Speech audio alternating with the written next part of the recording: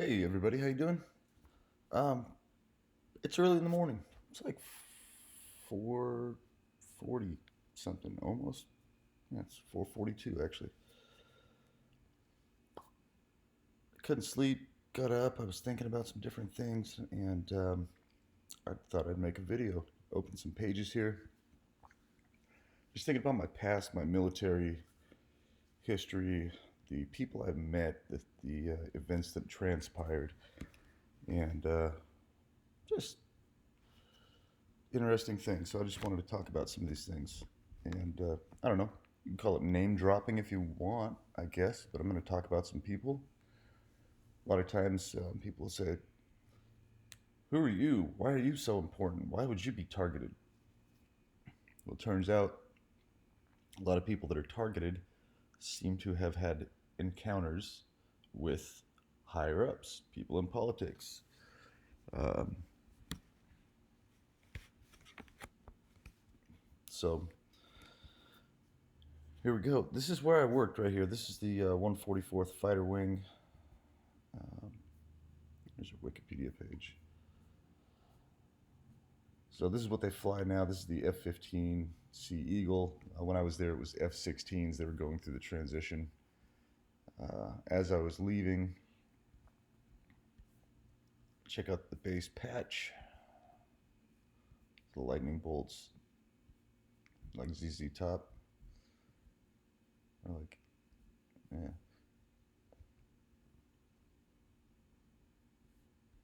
But the base has been around a long time. I was base historian for a short time, actually. Seen all of these photos here on the original slides. I went through all these slides myself. Uh,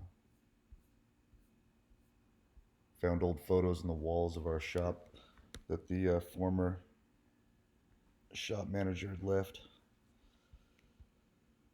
So anyway, I worked for the 144th Fighter Wing, and our mission was basically to provide air support uh, around the world and to enforce the alert mission, basically the alert mission for the West Coast.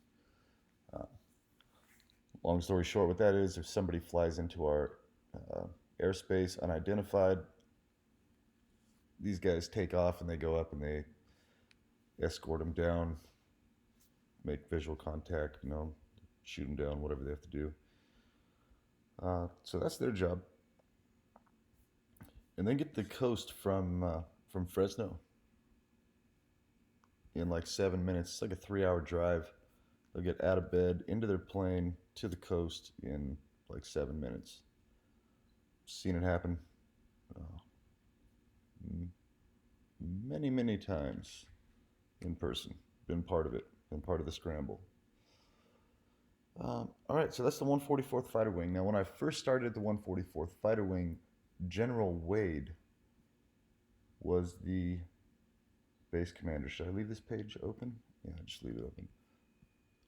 So General Wade, or I'm sorry, not the base commander. He was the Adjutant General of California. So that's basically the general who is in charge of the Army National Guard and the Air National Guard. Makes all the decisions for California. So after Obama got in, uh, they started cleaning house. Basically, anyone that was conservative, and I didn't know this at the time, uh, I didn't know then what I know now. Uh, but I saw this happen. People were just disappearing left and right as far as their jobs. I mean, they weren't just like, missing. But yeah, General Wade basically just got booted.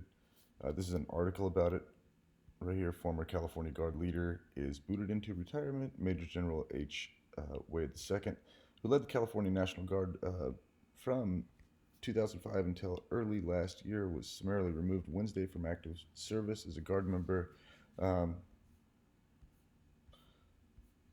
right, so General Wade got booted after Obama came in. They put in this guy, Where's his picture? There's General Baldwin. So I never. Let's see. Wait, did I meet General Wade? No, I've been around General Wade, but I never met him personally and had a conversation with him or anything like that.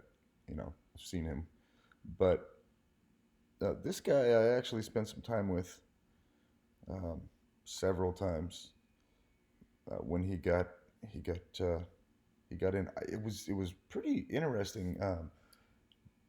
Dave Leffler was a guy that worked in my shop. He was my supervisor. He was a mass sergeant. Um, Leffler was telling me about this guy, and he had nothing but good things to say about him. He serves and this and that and all that. And he was telling me, yeah, it was interesting. He was a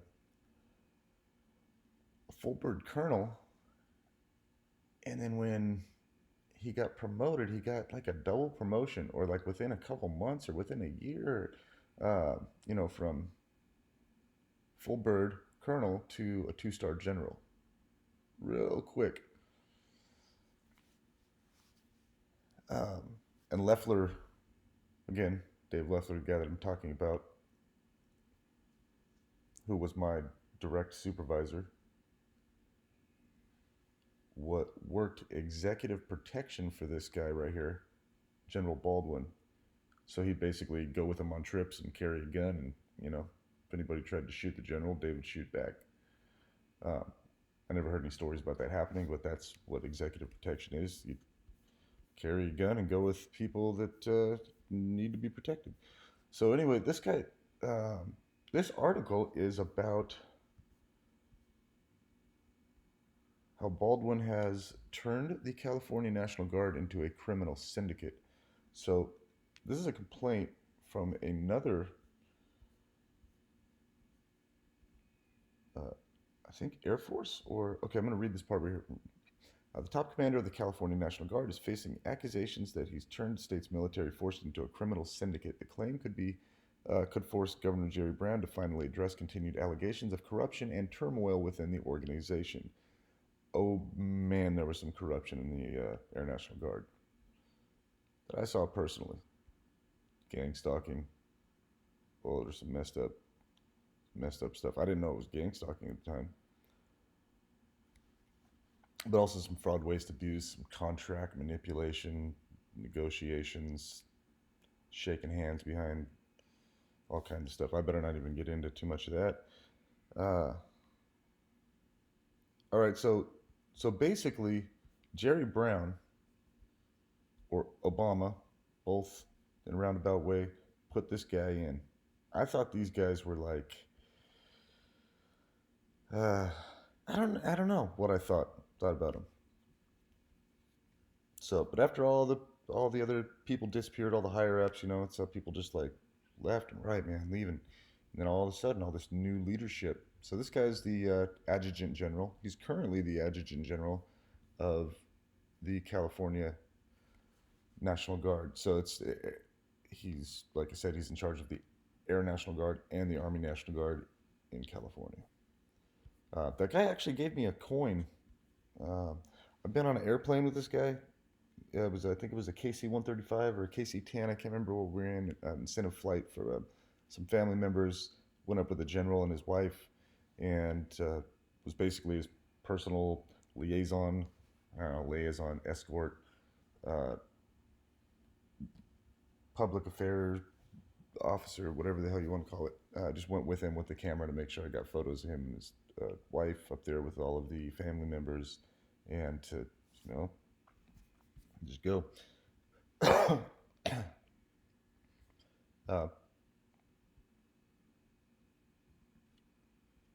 Several other times too. Doesn't matter. All right, so where should I go next after this? So we went over the fighter wing. Talked about General Wade getting fired, basically getting let go. Obama came in and was like, "Nah, we don't need this guy. He's progressive." Yeah,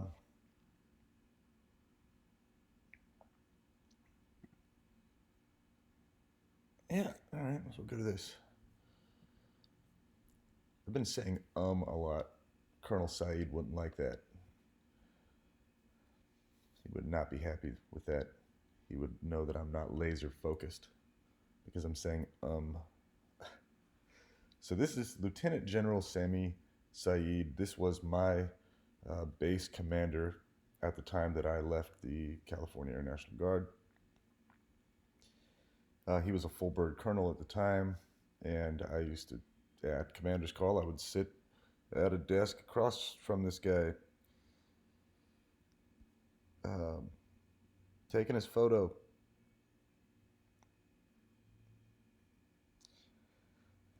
You know, tell me, go do this, go do that, make sure this happens, blah, blah, blah. Stay laser focused. Be like, word, Sam? No, I'd never say that. This guy was pretty intimidating. So, yes, General. No, he wasn't a general yet. So, anyway, General Saeed is now he works for the Office of the Secretary of the Air Force, Arlington, Virginia. He works for the Secretary. He reports to the Secretary and Chief of Staff of the Air Force on matters concerning Air Force effectiveness, efficiency, and the military discipline of active duty, Air Force Reserve, and Air National Guard forces. He also provides inspection policy and oversees the inspection and evaluation system for Air Force, nuclear, and conventional forces, oversees Air Force counterintelligence operations, investigates fraud, waste, and abuse, oversees criminal investigations, and provides oversight of complaints resolution programs. General Saeed is responsible for 2 field operating agencies, the Air Force Inspection Agency and the Air Force Office of Special Investigations. Who do you guys think might have possibly targeted me? If I would have been young and maybe said something belligerent one day when this guy got hired, when he showed up to our base and I'm standing in our shop, I'm talking to Drudge, they're all asking me, they know that, all of these guys would just pump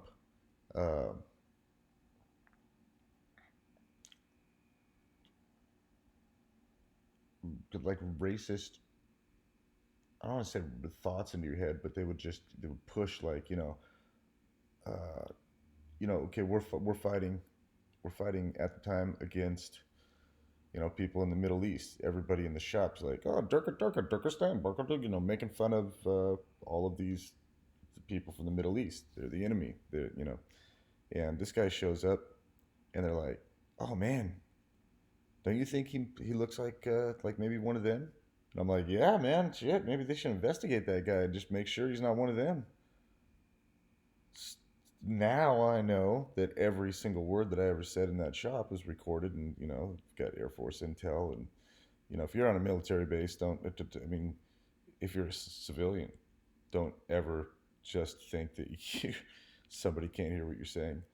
So this guy could have heard me say that, like, man, yeah, maybe he should be investigated. He could be one of them. I don't even. Let's see. Well, how old was I by then? I was probably right around 30. And that could have got to him. He could have said, "Oh, really? You think I should be investigated because I might be a terrorist, huh? Have fun on the Department of Homeland Security watch list. Try to put you through the FISA court. All it takes is me and Drudge. It takes 2 people to put you through the FISA court. So if you did that, Sam, hopefully one of the indictments is for you, because you are overseeing special investigations. If not, hey man, my bad. I've actually thought about things you've told me in the past in my life, like staying laser focused. I've lost track how many times I've said that. So I learned some positive things from this guy, man. Confidence for sure. This guy's got the confidence of like a fighter pilot. That's a joke. He was a fighter pilot. Logged like 2,000 hours. Anyway.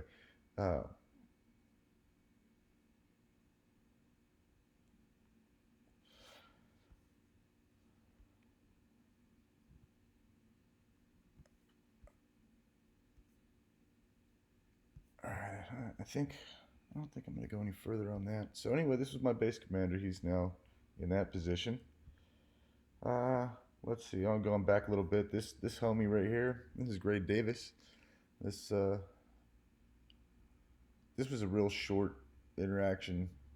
I was a firefighter at the time. He was out at the base, shaking hands, kissing babies. Uh, I don't think there were any babies out there at the time. Just doing the politician thing, and I think he asked me some questions about fire stuff, the jets, stuff like that, and like a NFL quarterback, we're taught to just ramble that stuff off. Blah, blah, blah, blah, blah, blah, blah. Told him everything about it, talked about that stuff. Took a picture with Captain Carlos, our captain that was from Guam. I took a picture with Gray Davis, and that was about it. I remember him being really tall. He shook my hand. He had giant hands.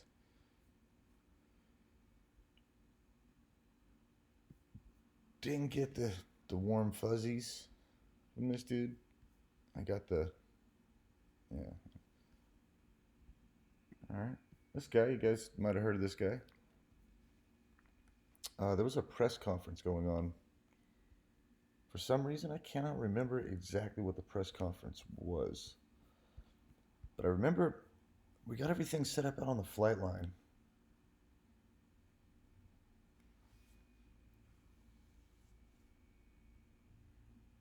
And they had all these politicians come out and a bunch of other people in suits that I don't even know who the hell they were. And they were still standing behind the politicians.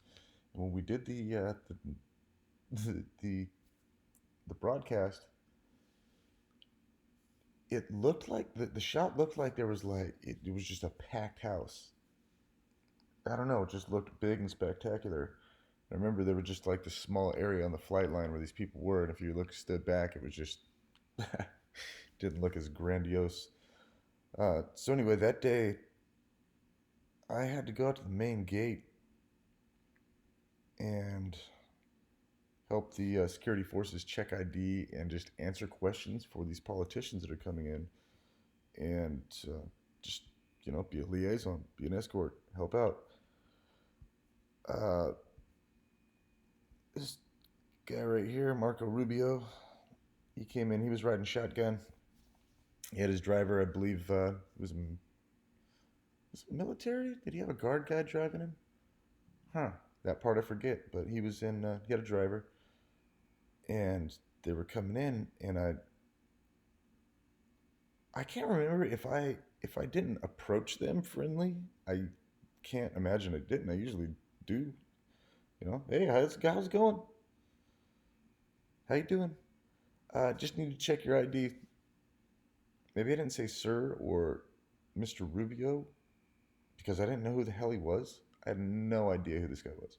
Not a clue. Never seen him in my life. Never heard of him. Wasn't paying attention to politics. I was paying attention to being a firefighter and being young, trying to raise a family. I was not paying attention yet. My hair did not look like his did yet. I still had good hair. Now I think he's got more than me now.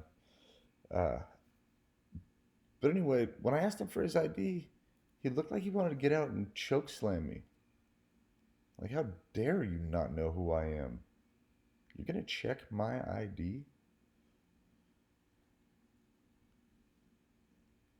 So, that was my experience with him. And I don't think he liked the fact that I remember this perfectly. He probably doesn't remember this. Never mind, I don't know. But I think when these kind of people try to intimidate you and you don't just stare at the ground, you just look them back in the eye, they don't like that. They might have power to target somebody. That person doesn't cower. You're confident, huh? You're a confident guy, aren't you? Let's see how you like being targeted. All right. Who knows? Anyway, I don't like him. I don't like him at all. He could be doing more about the China and Cuba attacks. He could be doing more about the targeted individual programs that are going on here.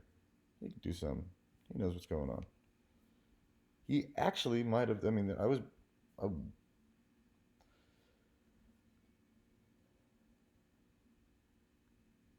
hmm.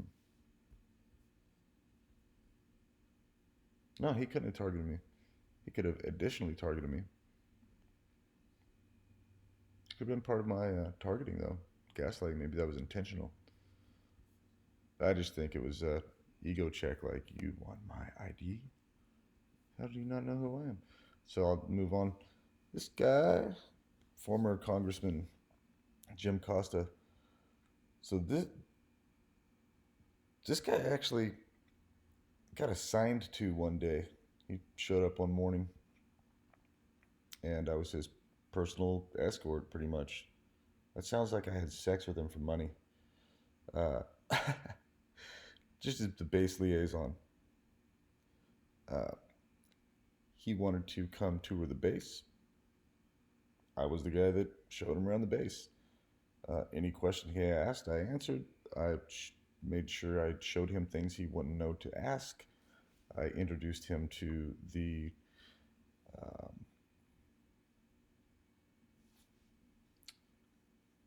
oh God, I'm forgetting some of my Air Force acronyms.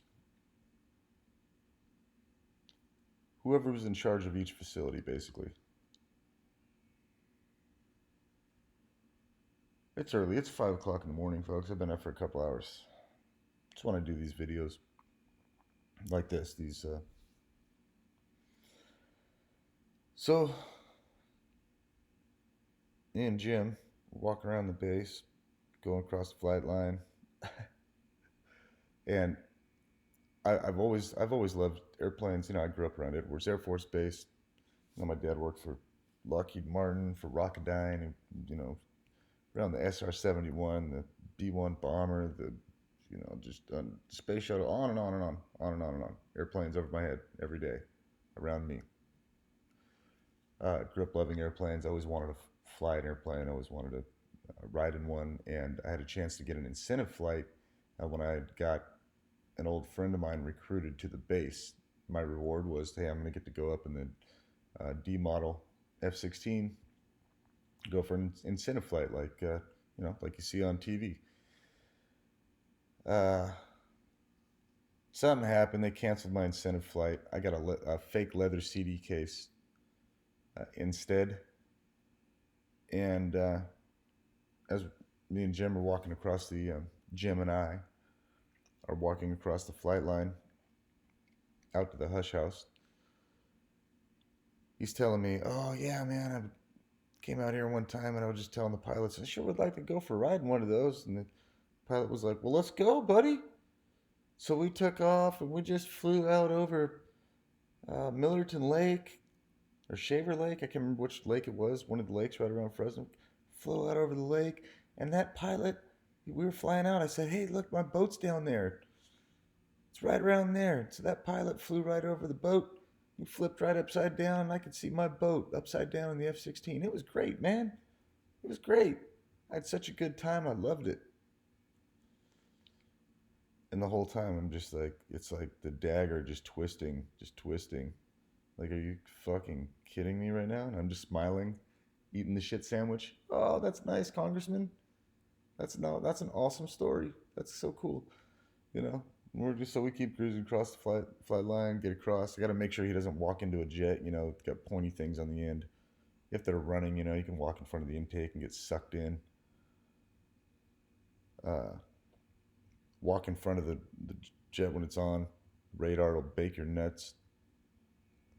Uh, so you got to make sure that now this wasn't my term. This was a term from another public affairs officer that he said, "Yeah, man, when all these politicians show up out here, it's like herding kittens. Not hurting, herding, like herding cattle, herding kittens. Get it? Anyway, so we take them out to the hush house. The hush house is the place where when they get done working on one of the motors, the engines for the jet, they go strap it into this big cement block, these metal buckles on the top, and they hook it up to fuel and everything, and they run the engine in this building up to full capacity to make sure that it's going to run. You know, they've got to test it before they put it in the jet. So they take it out to the hush house. So we took him out there, let him see a run up, go through that whole process, ask questions and this and that. Um, yeah, took. All right, this would take another hour if I explained everywhere we went. So you get the point.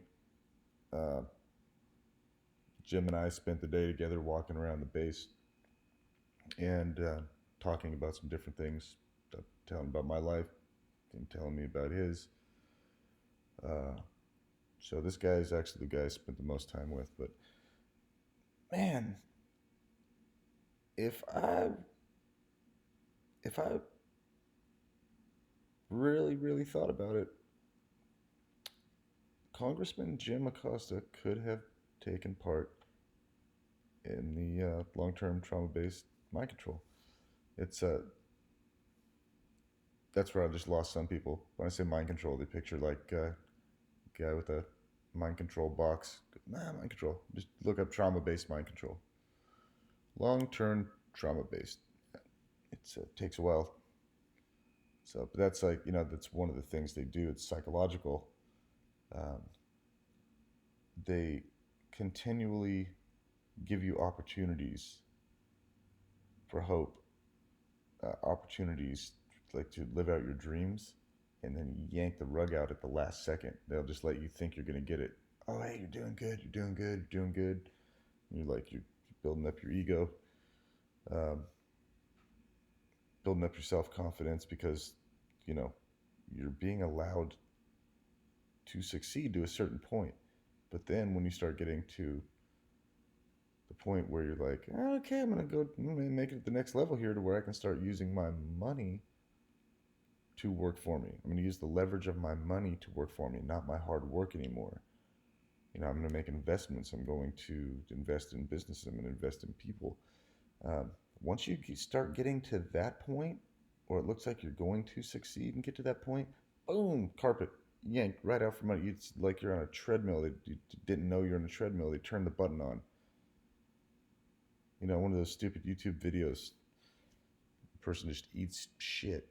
So that's what I'm talking about when I say trauma-based mind control. It's stuff like that uh, for like 40 years that breaks a person down and creates dissociative identity disorder. But that's a whole nother talk show. This is just my experience with meeting congressmen, senators, generals, uh, other people like that. All right. Um, what am I leaving out? Oh yeah. So basically, a lot of these people. Oh, I didn't talk about Nunes. I missed Nunes. Say the best for last. Actually, this is like the only guy really um, that I admired that I met out there. And unfortunately, it was like I didn't meet him like, "Hi, I'm Mike. Hi, I'm Devin."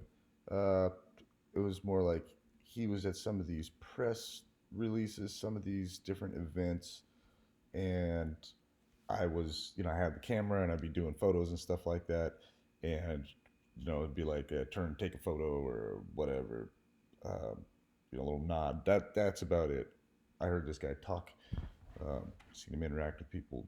Just that's about it. Unfortunately, man, I wouldn't see. I would be willing to bet that there would have been no way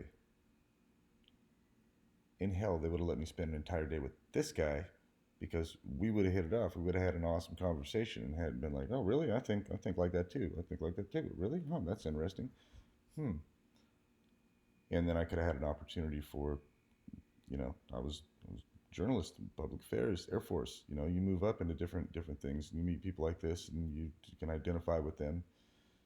So one of the biggest ways to infiltrate groups is not to let people meet each other. So man, I really wish that would have gone down like that. Who knows? Maybe one of these days I'll get to spend a day with this guy.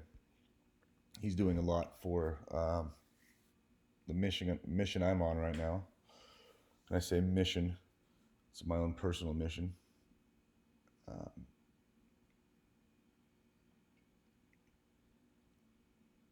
But let's see, what else can I say about this? This guy is from right around where I grew up. And I remember leaving my neighborhood. Every time I left the neighborhood to go to work, I would see there's a billboard with him and his family, you know. Well, of course, during election season. But, all right, I'm getting tired. I'm kind of fading out here. Yeah, it's just a little after 5 a.m. All right, so early morning name dropping YouTube video here, folks. But hey, I'm just, it's an answer. Somebody asks questions. You don't all read all of the comments that I get, but it's like one of the biggest things that the trolls say, or just people that have low self-esteem that just like, how could this person? Well, these are all people I've had personal contact with, personal interactions, listen to personal conversations. I lost track of how many times I heard somebody say USAP, and I had no fucking clue what they were talking about, but I knew that it wasn't always the best to say, oh, what does that mean?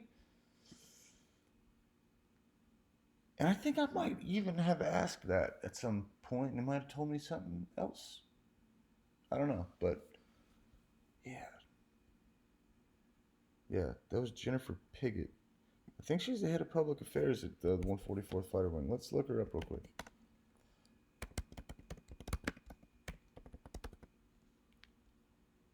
Jennifer Piggott. Is that how you spell her name?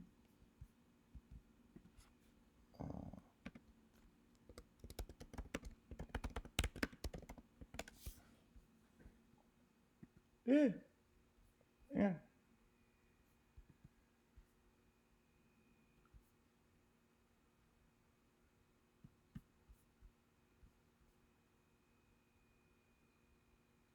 Yeah, that's my old boss right here. Chief of Public Affairs, 144th Fighter Wing, California Air National Guard, present 3 years.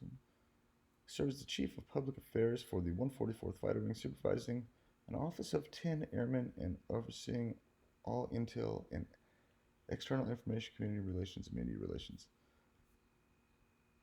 Huh. Yeah.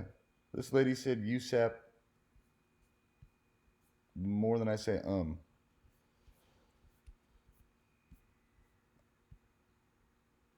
Oh, by the way, basically all these people except for Devin Nunes.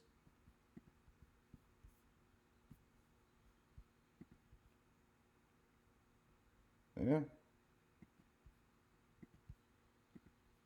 Probably big fans of Jerry Brown. Big fans. Big fans. Everybody have a great day.